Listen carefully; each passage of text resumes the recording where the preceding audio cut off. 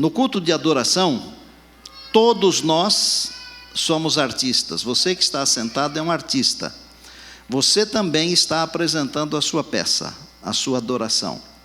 Só tem uma audiência, que não são as pessoas que ficam assentadas aí. A audiência do culto de adoração é Deus, o Pai, o Filho e o Espírito Santo. Como Deus é generoso, Ele permite que a audiência seja aumentada pelos anjos de Deus e também pelos mundos não caídos. Então, para quem é que nós estamos prestando o nosso louvor, a nossa adoração? Para quem é que nós estamos cantando? Para quem é que nós estamos ofertando? Para quem é que nós estamos devolvendo dízimos e ofertas? Para quem é que nós estamos pregando? É para Deus. Todos nós fazemos parte dos artistas.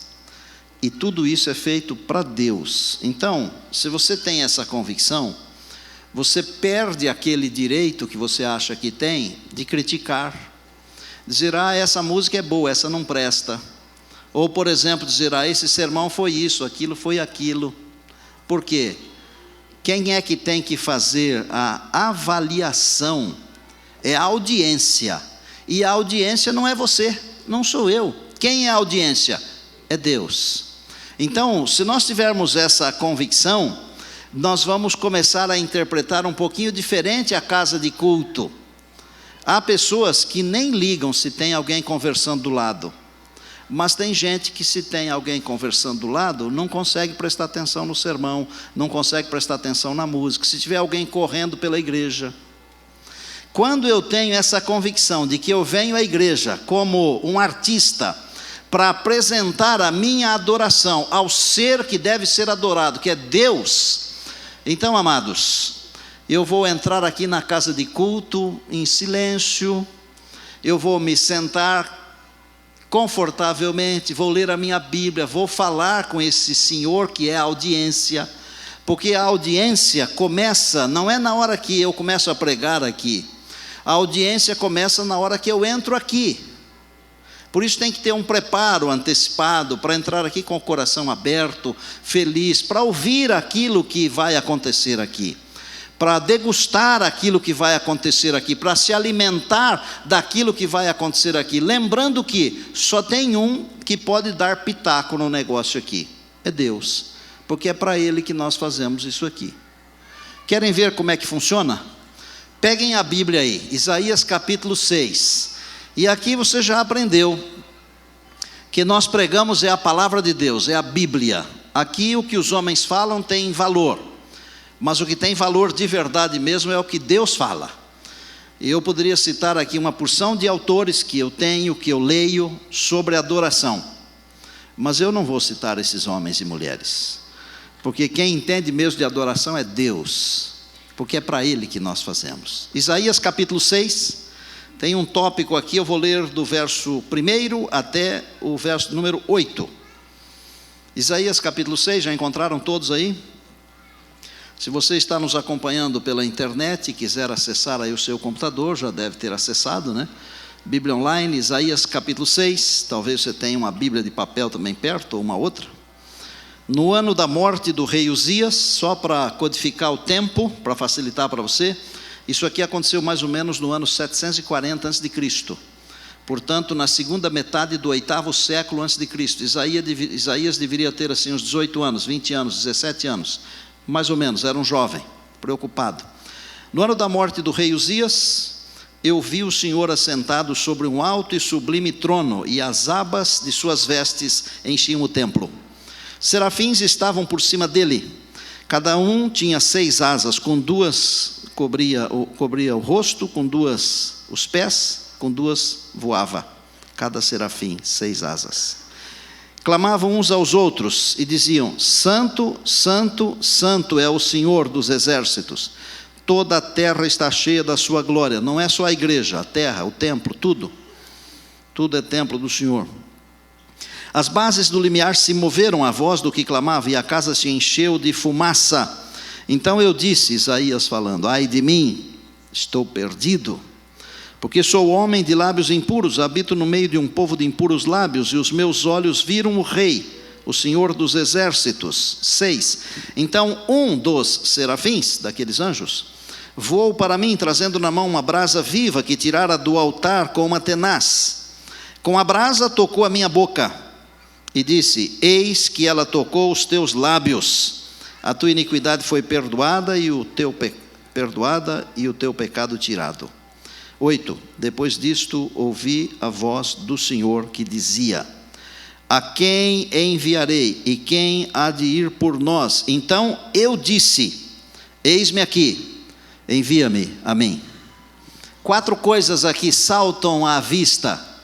Atentem para essas 4 coisas. Primeiro, quando eu vou à casa de adoração com a convicção de que a minha audiência é Deus e que é para Ele, eu vejo Deus no templo. Então aí você começa a oferir a sua vida aí. Vai aferindo aí para ver o que dá. Então você tem visto Deus no templo? De repente é porque você não tem a convicção de que vem aqui para adorar a Deus. Pastor, mas o que é isso? Isso é simples. Há pessoas que vão à igreja para ver as outras pessoas, ou para se encontrar com as outras pessoas, como se fosse um encontro social, e é bacana isso, é legal isso. Mas a igreja não é para encontro social. A igreja não é para ver a gravata do pastor, mas às vezes ela é mais bonita do que as outras, e ela tem que ser bonita, não pode ser uma coisa feia, para adorar a Deus, mas não é para você ver. Não é para ver o vestido, a roupa curta, a pintura. Não é para isso. E nós estamos cheios disso. As pessoas vão ao encontro religioso e elas ficam tecendo comentários. Por quê? Elas pensam que é um programa de auditório e não é um serviço de adoração. Aqui todos nós somos adoradores, todos nós somos atores e atrizes. E a nossa audiência, o nosso público, a nossa plateia é um só, é Deus. Não é para vir aqui para observar as pessoas. Quando nós vamos ao templo com a convicção de que Deus é a nossa audiência e é para Ele que nós estamos indo, para Ele que nós estamos fazendo, mesmo que fiquemos assentados apenas e ofereçamos a nossa oferta, cantemos louvores, façamos a nossa oração, então nós vemos Deus, porque Deus é um Deus que se manifesta. Eu sou o Deus invisível, mas eu me manifesto, diz o Senhor, eu me faço conhecido. É Deus. Quando nós percebemos a presença de Deus, nós percebemos uma outra coisa. Nós percebemos quão diferentes nós somos de Deus. O nosso parâmetro não é o ancião da igreja. O nosso parâmetro não é a irmã. O nosso parâmetro é Deus, não é o pastor. Porque se eu me comparar com o pastor, em alguma coisa eu vou ser melhor do que o meu pastor. Se eu me comparar com um irmão, em alguma coisa eu vou ser melhor do que ele, eu vou me achar muito bom. Mas eu tenho que me comparar com Deus, porque Deus é o meu parâmetro. E Paulo falou assim: vocês podem ser os meus imitadores, porque eu sou imitador de Cristo. É Cristo, parâmetro. Quando eu olho para Deus, eu vejo a minha deficiência, quão pequeno eu sou, quão defeituoso, quão pecaminoso, quão pecador. Foi o que aconteceu com Isaías. Ele foi ao templo. Ele estava preocupado porque Uzias tinha sido um grande rei, e a Bíblia diz que aquele rei havia feito o que era reto diante do Senhor. E vocês sabem que quando muda o rei, quando muda o governante, lembram o que aconteceu com a família de José? Entrou um faraó novo que não conheceu José, virou uma confusão. Isaías estava preocupado: o que será da nossa nação agora? O rei morreu. Ele foi ao templo e descobriu o seguinte: que quem manda não é o rei. Quem manda não é o presidente ou a presidenta. Quem manda não é o primeiro-ministro. Quem manda não é o chá. Quem está no trono do universo é Deus. Deus está no seu santo templo, aleluia. Deus está aqui. E quando Isaías viu o Senhor, ele pensou assim: eu estou frito, acabou, eu sou pecador. Deus estava rodeado de alguns anjos especiais. Eu queria que vocês tirassem da ideia destes serafins, e não sei se você sabia, mas a única vez em que no texto bíblico os serafins aparecem é no Isaías 6, em nenhum lugar mais. Parece-me que eles estão voltados à adoração de Deus. Eles são responsáveis pelo serviço de adoração que nós estamos fazendo hoje. E isso quer dizer que os serafins estão aqui, aleluia. Glória a Deus. Agora, qual era a postura daqueles seres, santos, portanto, diante da presença de Deus? Com duas asas eles cobriam o rosto na presença de Deus, cobriam os pés na presença de Deus, e com duas eles voavam. Na presença de Deus deve haver plena reverência. Nós não podemos permitir que qualquer coisa externa atrapalhe esse momento de adoração, porque nós poderemos perder alguma coisa que seria tremendamente importante para a nossa salvação. É hora de estarmos ligados. Não é para estar pensando na seleção brasileira, a hora que está aqui na igreja, gente. Sábado passado foi um sufoco para alguns, né? Porque jogou justamente na hora que estávamos fazendo o segundo culto. Ontem foi um outro sufoco para alguns, porque deu para ver uns 15 minutos só. Quando estamos aqui, amados, nós não podemos pensar nas outras coisas que ficam longe disso aqui. Nós temos que pensar no Deus que está aqui. É a Ele que nós estamos adorando. E a adoração, conforme Jesus ensinou para a mulher samaritana, não pode ser com uma parte apenas do ser. Ela tem que ser em espírito e em verdade. Ai de mim, eu estou perdido, disse Isaías. Deus mandou um anjo pegar como a tenaz uma brasa do altar viva, daquela que quando encosta, queima. Quase queimou aí, né? Queima.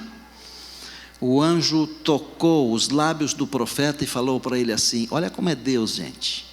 Olha como Deus é maravilhoso. Quando eu o vejo, quando eu o contemplo, percebo a minha indignidade, Deus manifesta a sua graça. Isaías não pediu para que Deus manifestasse a sua graça, ele não fez um grito, ele não estava pedindo isso.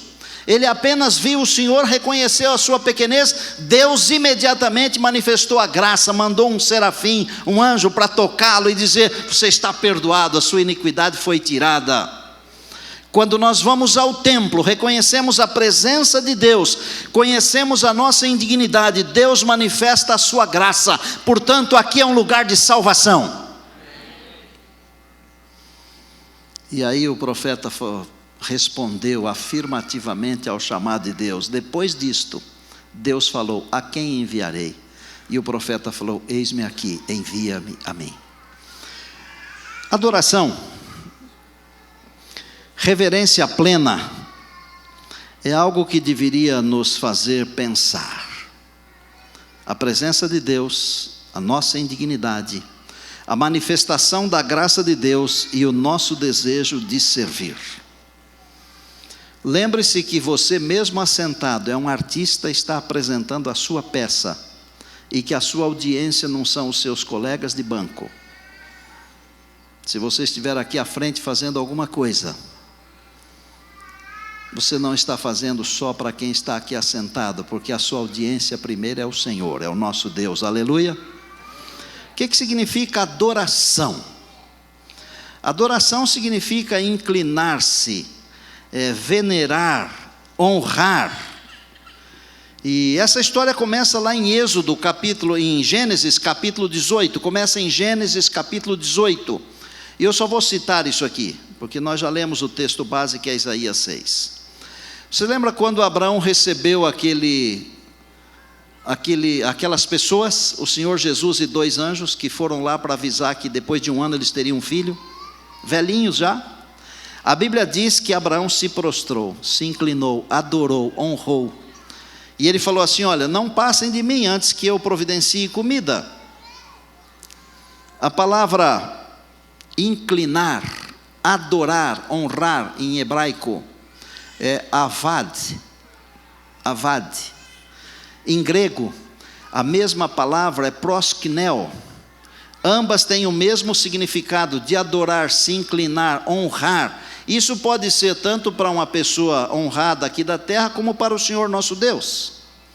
Mas querem ver como ela é importante no contexto da adoração? Em Mateus capítulo 4, nós temos um momento quando Satanás tentou o Senhor Jesus no deserto. Vocês conhecem essa história. O Senhor Jesus jejuou 40 dias e 40 noites. E depois disso ele foi levado pelo Espírito Santo para o deserto, para se preparar para a sua missão. E Satanás, percebendo que ele estava frágil, que ele estava fragilizado, debilitado, Satanás disse: agora é o meu momento, eu vou arrebentar com ele. E foi. E uma das tentações de Satanás para Jesus mostrou todos os reinos do mundo, e às vezes nós nos vendemos por uma bagatela, não é? Não se venda, porque o mundo está precisando de homens e mulheres que não se compram e nem se vendem. Homens e mulheres que sejam fiéis, com a bússola ou ao polo. É desse tipo de gente que Deus está precisando.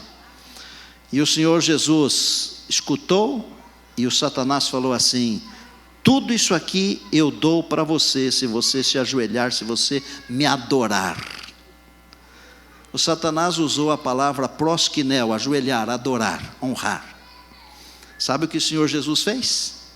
Usou a mesma palavra proskinel, adorar, só que ele usou o avate, que está em Deuteronômio, e ele falou assim: está escrito, ao Senhor teu Deus adorarás, e só a Ele prestarás culto. Amém? A quem nós devemos adorar? Ao Senhor nosso Deus. A quem devemos prestar culto? Ao nosso Deus. Ninguém mais, gente, ninguém mais. Não terás outros deuses diante de mim, é só o Senhor. Essa mesma situação aconteceu quando Pedro foi de Jope para Cesareia, porque Cornélio, aquele centurião, teve uma visão, mandou chamar Pedro.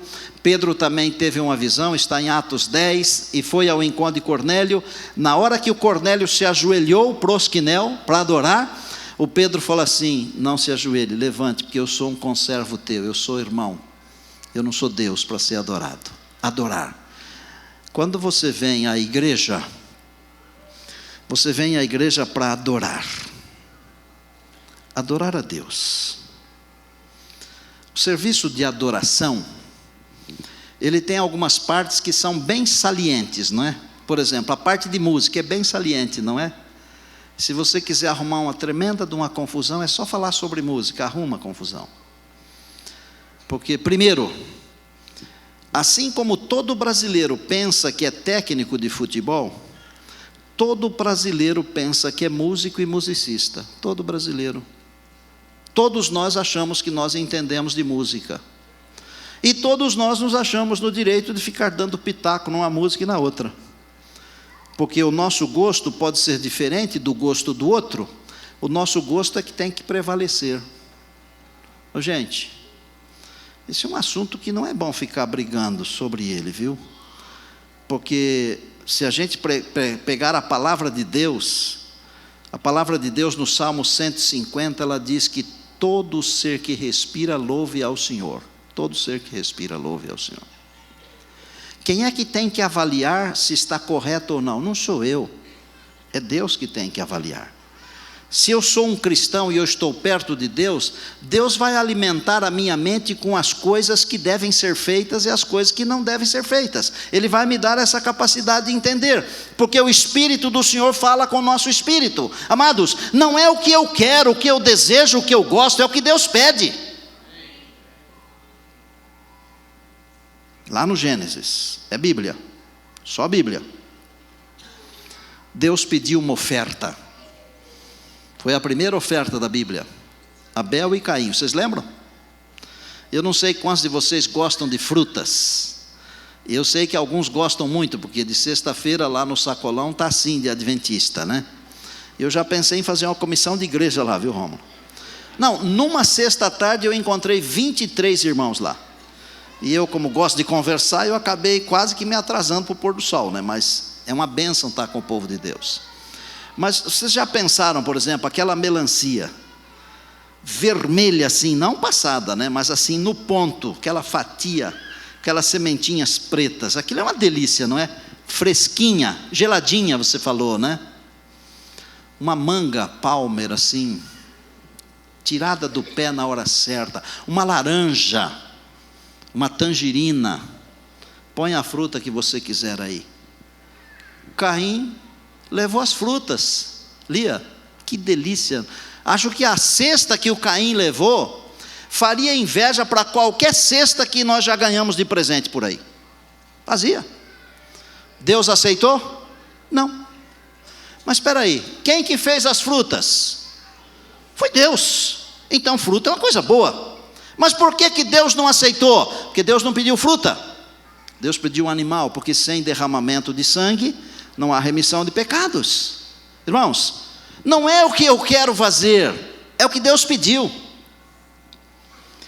Há pessoas que querem fazer do seu jeito. Se me perguntarem, eu não vou responder, porque não perguntaram, mas se alguém me perguntar, Deus aceita?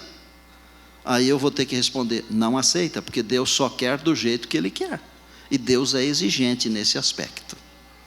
Não adianta eu inventar. Há pessoas que acham que inventaram a roda de novo, que descobriram coisas novas. Irmãos, vamos seguir o assim diz o Senhor, aquilo que Deus orientou já está bom demais. Nós não conseguimos seguir nem tudo que Deus orientou, por que é que nós vamos ficar inventando coisas? Então Deus manda que eu o adore, eu vou adorá-lo. Música é uma coisa que sobressai na nossa adoração. Precisamos cuidar, mas Deus tem que nos orientar. Segunda coisa que sobressai na nossa adoração, as nossas orações. Já viram quantas orações nós temos num culto? Então, como deve ser a oração? Eu me lembro de ter pastoreado uma igreja onde, quando eu cheguei, os irmãos tinham uma dificuldade lá. Até houve uma briga, eles estavam meio divididos, porque tinha um grupo, eles eram muito cristãos, né? Eles queriam fazer todas as orações de joelhos, ajoelhados. Tem que fazer de joelhos mesmo, porque o joelho não dá para tirar, né? Mas todas elas ajoelhados, todas. Até a oração final do culto. Acabou de cantar o hino, todo mundo em pé. Não, tem que ajoelhar, porque se não for a oração de joelho, Deus não aceita. Onde que Deus falou que só aceita oração de joelhos? Pensa, por exemplo, no Jonas. Você acha que o Jonas teve como se ajoelhar dentro do ventre do grande peixe? No meio daqueles produtos químicos que devem ter dentro do ventre de um peixe enorme? Sucos gástricos e tantas outras coisas, né, doutor? Que eu não sei os nomes. Pedro, quando estava afundando, se ele fosse gastar tempo para se ajoelhar, teria morrido afogado, não teria história. Não é de fazer a oração ajoelhados, não é isso. Ou com os olhos abertos ou fechados, não é isso. É o coração. É a mente, é abrir do coração a Deus como um amigo. É claro que há convenções. Por exemplo, você vai fazer uma oração em público aqui. Ela não é igual a oração que você faz lá na sua casa, na hora de tomar o café da manhã, ou na hora que você se tranca no seu quarto sozinho, que você derrama o coração diante de Deus. É diferente. A oração é um outro ponto que se destaca na nossa adoração. As ofertas é um outro ponto que se destaca. O que são essas ofertas? O que são dízimos? Eu vou explicar rapidamente para você, e para alguns eu vou só reforçar. Dízimo é diferente de oferta. Dízimo você não dá, você devolve, que não é seu, é de Deus. O dízimo é quando você reconhece que Deus é o Senhor de tudo, Ele é o Senhor inclusive da sua vida, aí você é um dizimista. Então, se você não é dizimista, você não, na prática, e esse assunto aqui não estou pregando sermão de mordomia para você trazer dinheiro para a igreja não, tá? Eu estou te ensinando apenas o correto, que é a minha obrigação. Se você não é dizimista, é porque você não reconhece Deus como dono de todas as coisas. Isso é bíblico. É reconhecer a Deus como o Senhor da sua vida. A oferta não, você dá se você quiser. A oferta, ela é um reconhecimento, não do senhorio de Deus, porque isso é o dízimo. A oferta é um reconhecimento da graça da salvação. Se você reconhece que Deus abençoou você com a graça da salvação, então você vai devolver isso como oferta. E eu estava esses dias comendo num lugar aí, eu fiquei pensando, né? Porque se você gasta 150, você dá 15, se você gasta 200, você dá 20 de gorjeta, de tips, né? É o mais ou menos, não é nem o mínimo nem o máximo, é o médio, né? Aí você dá uma nota de 20 lá, gastou R$200, R$20. Se gastou 100, uma nota de 10. O camarada serviu você, e às vezes mal ainda, hein? Não serviu bem. Por 30 minutos, ou 40 minutos, ou uma hora, você dá um valor. Deus cuida de você a cada segundo da sua vida. Para Deus você não tem essa disposição de dar, nem essa daí que eu falei, sabia?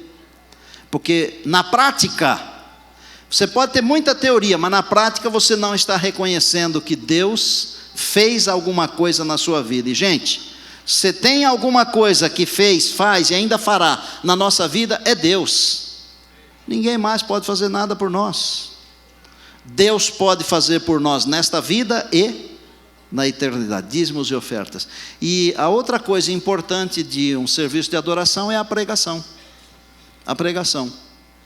Aqui se prega a palavra de Deus. Eu preguei sobre o Espírito Santo sábado passado, não foi? Você sabia que o primeiro livro dos 8 que eu já publiquei foi sobre o Espírito Santo? E eu tenho o livro. Aí alguém falou assim: por que você não levou o livro lá para mostrar? O povo ia ter interesse. Esse púlpito aqui, ele jamais, por mim, esse púlpito aqui jamais será usado para vender alguma coisa, para promover alguma coisa que não seja a salvação, a palavra de Deus. Esse é o lugar em que a palavra de Deus tem que ser exaltada. Essa hora do culto é uma hora muito especial, porque nós estamos, além de adorando a Deus, Deus está falando conosco através da sua palavra, assim como Ele falou com Isaías: eu toquei os teus lábios, você foi perdoado, a sua iniquidade foi tirada. Amém? Amados, prega a palavra, nada mais. Eu quero ilustrar tudo isso que eu falei com um texto da palavra, da Bíblia, está aqui. E eu só vou mencionar o texto, não vou lê-lo. João capítulo 4. A história da samaritana. Deus tem necessidades, grave essa frase aqui: Deus tem necessidades. As necessidades de Deus incluem você. Pastor, como é que você prova isso? Com a maior simplicidade. O texto diz assim: Jesus ia de um lugar para o outro, e era-lhe necessário passar por Samaria. Era-lhe o quê? Necessidade de Deus. Era necessário que ele passasse por Samaria. Por quê? Porque as necessidades de Deus envolvem a você e a mim. Nós fazemos parte das necessidades de Deus, pelo amor que Deus tem por nós, em favor de cada um, aleluia. Amor incondicional e intencional. Jesus se encontrou com a mulher. Por um milagre das coisas que acontecem pela visão de Deus, porque dizem que para os cristãos não existem coincidências. O que existem para os cristãos são aqueles pequenos milagres que Deus realiza, mas não assina. Captaram? É bem isso aí. Jesus se encontrou com a mulher, ela vinha buscar água. A mulher estava com um problemão, coitada. O Senhor Jesus resolveu o problema dela. Porque a necessidade de Deus envolve o seu problema, porque Ele quer solucionar o seu problema. Num dado momento da conversa, a mulher era sentada ou em pé, não sei, olhou para o Senhor e falou assim: Senhor, uma pergunta sobre adoração. Vou ajudar o pastor Estina, que vai pregar daqui a alguns séculos. Isso aqui eu coloquei aí só para você pensar um pouco que Deus faz as coisas pensando em nós, independente do tempo, ok? Onde é que é para adorar mesmo, Senhor? O Senhor é judeu, é lá em Jerusalém? Ou é aqui nesse monte aqui onde os nossos pais nos ensinaram a adorar? Vocês sabem que o reino estava dividido em dois: o reino do norte e o reino do sul. O reino do sul tinha a sua capital em Jerusalém, o reino do norte tinha a sua capital em Samaria. E eles tinham o serviço de adoração no reino do norte também. Os que eram do norte diziam: é para adorar aqui. Os do sul: é para adorar aqui. E Jesus calmamente olhou para ela e disse assim: mulher, creia-me. Preste atenção agora. Creia-me, que vem a hora, e já chegou, quando os verdadeiros adoradores adorarão o Pai em espírito e em verdade. Não é aqui nesse monte, nem lá naquele monte, mas é em espírito e em verdade, porque Deus é espírito, e são esses os adoradores que Ele está procurando. Irmãos, Deus está olhando aqui na nossa congregação e Ele está procurando os adoradores que desejam adorá-lo em espírito e em verdade, não de maneira formal, hipócrita, mas com espírito, com a verdade, com todo o ser. Aleluia. Não é aqui, nem ali, mas é em espírito e em verdade. Eu olho para essa igreja aqui, às vezes eu me assento aqui, às vezes estou em pé cantando aqui, e vocês são testemunhas que eu fico olhando assim, né? Primeiro que eu fico olhando para ver se você está aí. É porque o pastor tem que cuidar das ovelhas, se faltar uma tem que ir atrás, né? Isso é bíblico. E alguns eu sei exatamente onde sentam. Fica fácil de localizar, né? Mas eu também estou olhando você e orando por você, para que a sua adoração seja em espírito e em verdade. É muito confortável estar aqui, almofadado, o banco confortável, a igreja climatizada, iluminada, você olha para fora aí arborizado, estacionamento à vontade, tudo fácil, não é? Mas se você não vem aqui para adorar em espírito e em verdade, você está perdendo tudo. Está perdendo. Porque os verdadeiros adoradores são aqueles que adoram o Pai em espírito e em verdade. Foi Jesus que falou isso, eu não estou inventando nada, não estou iniciando nada, não estou descobrindo nada novo. Jesus falou, os verdadeiros adoradores adoram em espírito e em verdade. E é isso que Deus espera que nós façamos, amados. Vou fazer assim uma descrição de como nós devemos proceder. Venha para a igreja, chegue mais cedo, leia a sua Bíblia, saiba que quando você entrar aqui, Deus já está aqui esperando você. Não use o seu tempo inadvertidamente, use para louvar e adorar o nosso Deus. Cante as músicas. Às vezes o maestro está aqui, ele tem que pedir para você cantar, né? Gente, vamos cantar. Não precisa pedir. Faça isso do seu íntimo, do seu coração, com alegria, para louvar o Deus que está aqui, a quem você veio aqui servir. Você não veio aqui porque se não vier o pastor vai na sua casa. Você não veio aqui porque se não vier alguém vai dizer, apostatou. Não. Ninguém tem nada com a sua vida, nem eu mesmo tenho alguma coisa com a sua vida. Quem manda na sua vida é você. Mas vem aqui, com o coração aberto, para adorar a Deus, em espírito e em verdade. E se você fizer isso, vai acontecer com você o que aconteceu com o jovem Isaías. Você verá o Senhor, amém? O Senhor vai manifestar a graça, porque você vai reconhecer que você é pequenininho, você é pequenininha. E ao reconhecer isso, a graça chega até você. E então você estará apto, pronto, pronta para servir ao Senhor. Eu tinha visto o Rony aqui perto de mim. Vem aqui, maestro, por favor. Você que vai ao piano, filho. Que tal nós cantarmos de novo Eu Te Amo, Deus, em resposta a tudo isso que aconteceu hoje aqui? Seria uma boa?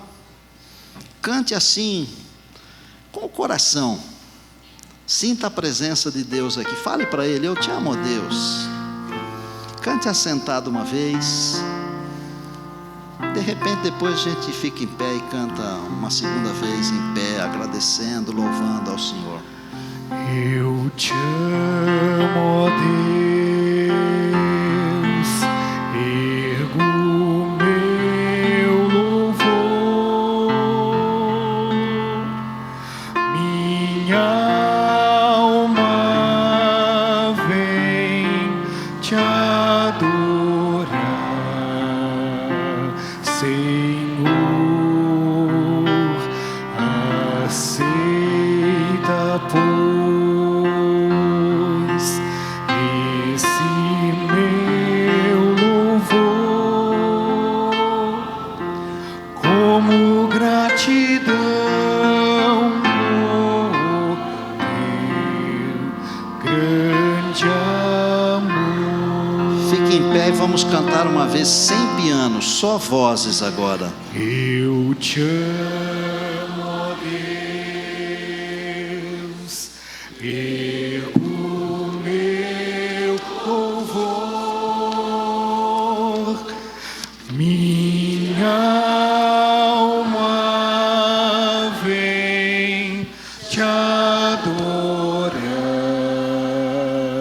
Senhor, aceita,